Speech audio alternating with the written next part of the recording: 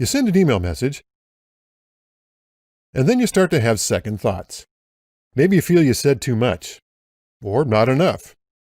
Or you suddenly realize all those facts you cited to make your case are actually wrong. Now you wish you could take it all back. Well, it might not be too late. You can recall or replace email that you've sent.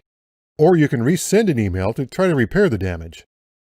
First, see if you can use Recall. Click File to go to the Backstage.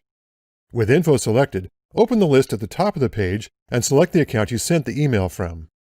If it says Microsoft Exchange and your recipients are on the same email system, you can use Recall, which is a feature of the Exchange server. If it says something like MAPI or POP, Recall won't work. Of course, it's always best to check your email over before you send it, but if you make a mistake, you need to act quickly. You can't recall a message after it has been opened. Go to Mail and click Sent Items in your folder list. Then open the mail you want to recall or replace. Click File in the message to go to the Backstage. With info selected, click Resend or Recall, and click Recall this message. Now you choose what you want to do.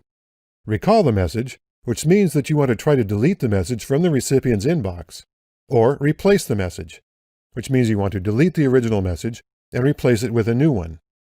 Let's try Recall first. Also, make sure this checkbox is selected so that you receive a message that tells you whether the recall was successful or not. Click OK, and a recall request is sent. If everything works, Outlook deletes the original message, and you receive an automatic message confirming the recall. The second option works about the same, except that when you click OK, the original message opens, so you can make your changes. When you're ready, click Send. The first message is deleted from the recipient's inbox, and the new one is added. And you receive confirmation mail. There's a good chance Recall will work if you and your recipients are in an organization that uses Microsoft Exchange and you know Recall and Replace are enabled.